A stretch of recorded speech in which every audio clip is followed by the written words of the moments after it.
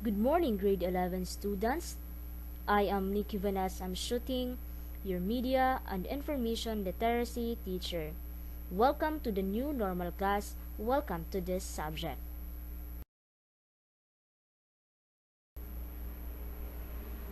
So we have here a subject description of media information literacy. The course introduced the learners to basic understanding of media and information as channels of communication and tools for the development of individuals and societies. It also aims to develop students to be creative and critical thinkers as well as responsible users and competent producers of media and information.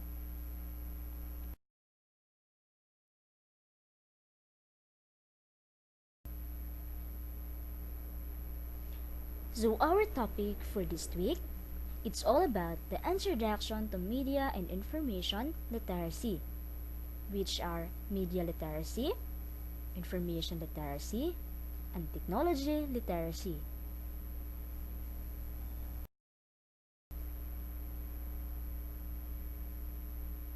So our specific learning objectives that we have to come up, first, you have to create a log that reflects your current use and interaction with media and information. The second one, define the key concept, media, information, technology, literacy, and media and information literacies. The last one is you have to compare and relate the media and information literacy framework to their own understanding and competencies.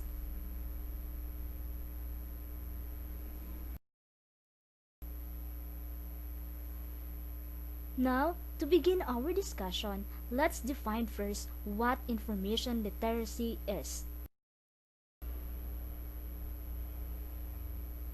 Information literacy is the ability to articulate one's information need, the ability to identify, locate, and access appropriate sources of information to meet the information need, the ability to effectively use information resources regardless of format.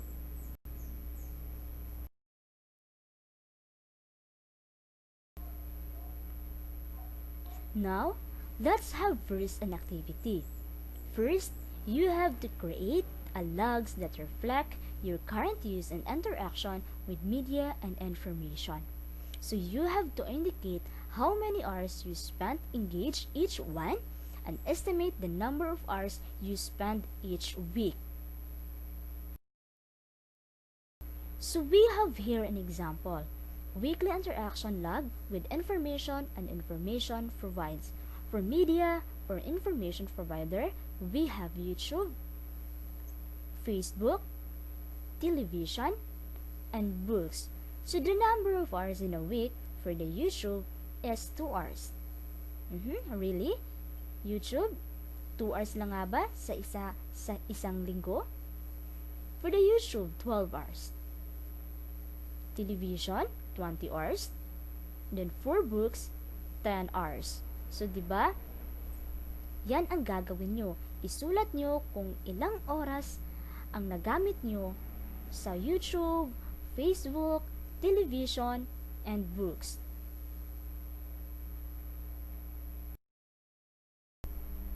Now, we have here a questions.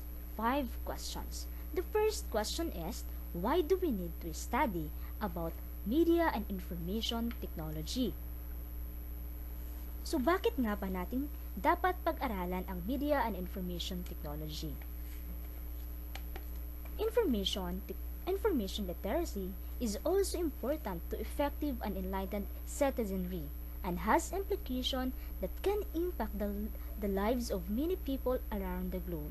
The ability to use information technologies effectively to find and manage information and the ability to critically evaluate and ethically apply that information to solve a problem are some of the hallmarks of information literate individual. The importance of literacy. Information about topic or content is very much important to learn how to solve a problem or deal with something. Information literacy helps us to identify the necessity of information and to be able to address and judge information for the faced problem. So that's the reason why we need to study media information technology in order for us to know about the background or the history about technology, and in order for us to know how to communicate with someone. And then the second questions, what do you think the advantages and disadvantages of technology? Of course, in technology, there are always advantages and disadvantages. So now, let's identify first the advantages of technology. So one of the advantages of technology is to improve our communication. Of course, technology really help us to improve our communication. Printing press, internet, telephone, email, and the other communication technology has helped us to communicate on global scales.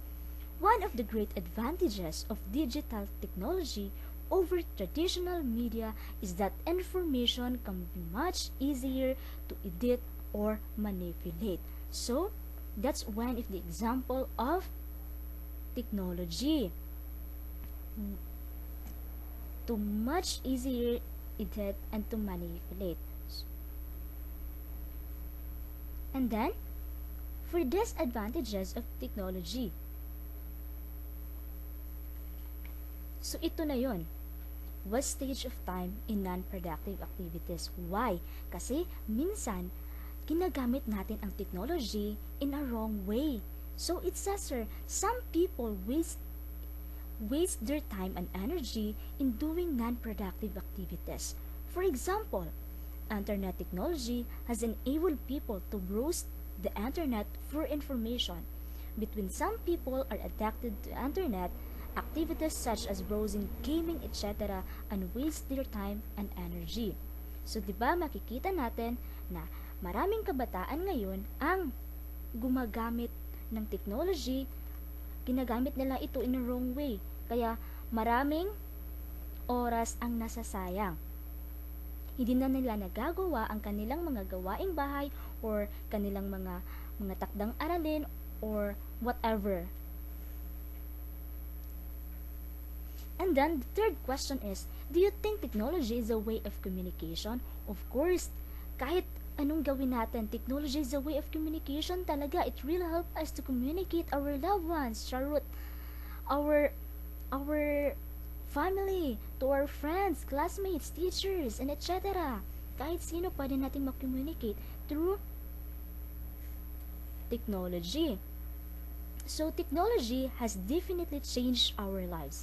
It makes things easier and simpler, and it gives us the chance to be more efficient. It changes our habits and the way we work, the way we shop, even the way we date. Technology also changed how we communicate and how we all agree that all make communication a lot easier. So, di ba? Some of us, we use Messenger, Facebook, email, Twitter, Instagram. So, marami pang iba. So, pag-communicate tayo sa mga taong importante sa atin or sa mga taong nangangailangan ng tulong or kahit na anuman. So, nakakatulong talaga ang technology. But always remember na gamitin natin yung technology sa mabuting paraan para mas nakakabuti ito para sa atin. Hindi natin masasayang ang ating mga oras or anumang mga gawain na pwede nating gawin sa buong araw. Now, the fourth question is, which media provider they spend the most time? So, ano nga ba? So, as a result, business should still be spending the majority of your time trying to boost reach and engagement on social media by using Facebook. So, most of us, or kahit yung mga business, ginagamit talaga nila yung mga Facebook, yun talaga ang mas maraming tao na gumamit ng Facebook or Messenger. So, what roles does media play in their lives? Is it leisure, um, learning, or communication? So, technology plays a role in all aspect of modern day society, such as education, agriculture, business, business sales rather, transportation, communication, and healthcare.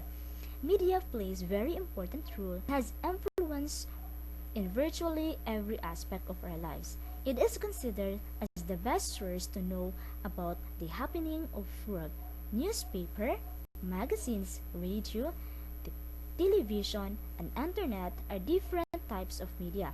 It really it greatly affects lives because media has a power to influence our thoughts. So, 'di ba, as we observe in technology, kapag lagi tayong nakaharap sa internet or kapag lagi tayong nakaharap sa TV, so 'di ba, nagbabago yung mga isipan natin. Nakakatulong sa atin na mas ng tama kapag ginamit natin ang technology sa mabuting paraan. So, nakadepende yun sa atin.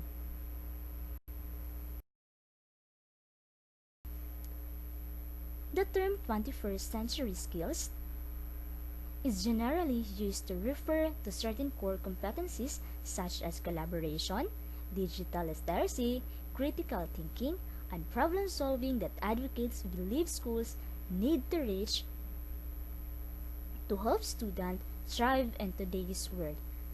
In the broader sense, however, the idea of what learning in the 21st century should look like an open to interpretation and controversy. To get a sense of how views on a subject align and differ, we frequently asked a range to educate experts to define 21st century learning from their own perspective.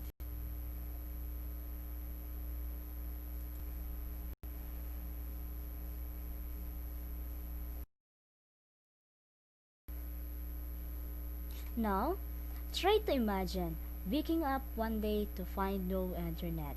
La, no libraries and cell phones. Newspaper, magazines, radio station, and TV channels have also disappeared. So ano kaya ang mangyayari kung one day magising na lang tayo na wala ng internet or technology? Even your cellphones wala na. Kasi minsan, 'di ba? Sa pagising natin sa umaga, ang hanap-hanap agad natin yung cellphone natin. Tapos magpe-Facebook agad. But not all. Hindi lahat ng tao yun ang ginagawa sa pag-umaga. Minsan, merong nagpe-pray, merong nagpapasalamat sa ating Panginoon kasi binigyan sila ng isa pang pagkakataon para gawin ang mga bagay dito sa mundo. To enjoy life. So, 'di ba? So, yun. Then, what if newspaper, magazines, radio station, and TV channels have also disappeared? So, ano na kaya? Paano tayo makakakuha ng informasyon sa ibang tao or paano tayo makakapag-communicate sa ibang tao kung wala ng internet? Even mga newspaper, wala na tayong pwedeng lapitan or pwedeng kunin or basahin para makakakuha ng informasyon. Now, the first question is, how would you be informed of anything now? So, yun na yung sinasabi ko. Paano nga ba tayo makakakuha ng informasyon kung wala ng technology or wala ng internet sa buong mundo? Try to imagine that, guys, ha? Then, what ways would you have to communicate with one another? And then, how would you share information and communication, news, and events? Then the last, what would happen with the decision you usually make? The next one, what would you personally miss most in such a situation? And then, what would society lose in this situation? So, let's try to imagine kaya. Ano kaya ang mangyayari kapag one day wala na tayong mahanap? But, so, since meron pa tayo ngayon, we have technology now, we have a lot of new resources now para gawin natin yung mga bagay na pangmadalian. Let's always give thanks to the Lord kasi lahat ng bagay dito sa mundo ay kanyang binigay. Maybe maraming mga tao na gumagawa ng tama, gumagawa ng mga bagay para mas magamit ng maraming tao, but yan ay nagmumula sa Panginoon, because God always give us wisdom and knowledge to do a certain thing. So yun ang mga questions. What if one day wala ng technology?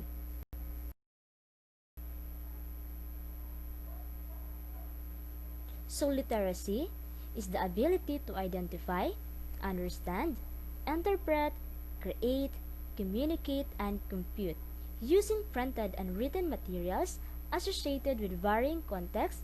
Literacy involves a continuum of learning wherein individuals are able to achieve their goals, develop their knowledge and potential, participate fully in their community and wider society. So when we say literacy, it is the capacity to communicate using inscribed, printed, and electronic signs or symbols for representing language. It is popularly understood as an ability to read, write, and use numeracy, at least one method of writing and understanding reflected by mainstream dictionary and handbook definition.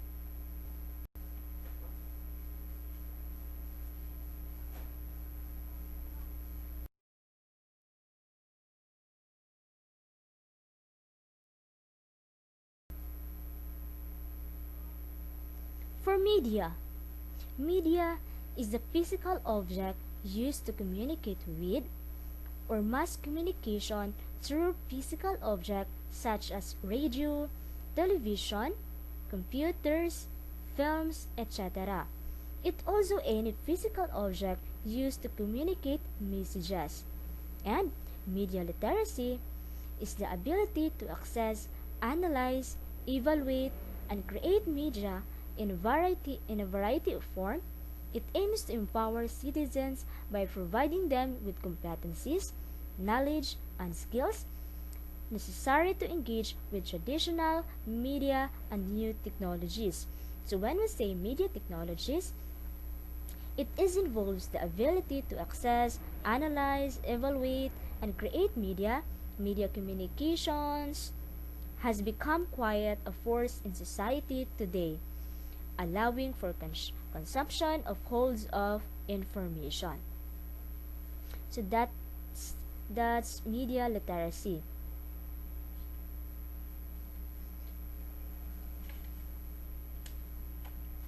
So that's all.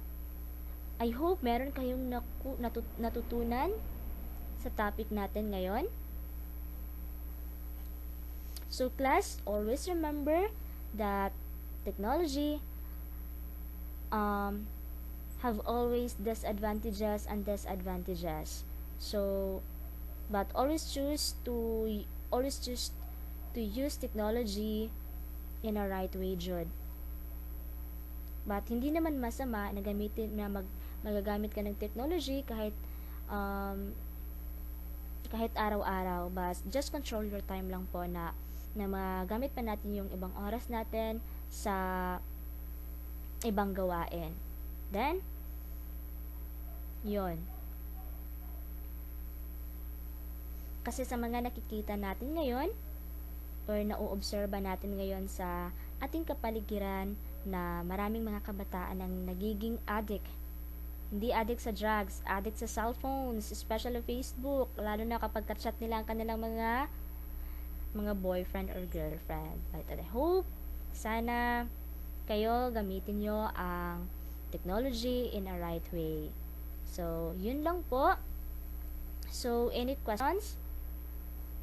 Clarifications? Additions? So, if you don't have any questions regarding with our topic,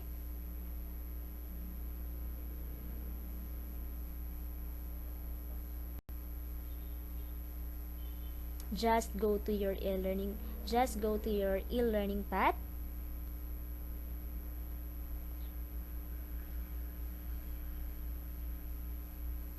So if you don't have any questions regarding with our topic, just go to your e-learning path for your activity at www.guide.com. Then Just call me or message me at 0926-2974685. So, class, goodbye, thank you, and God bless.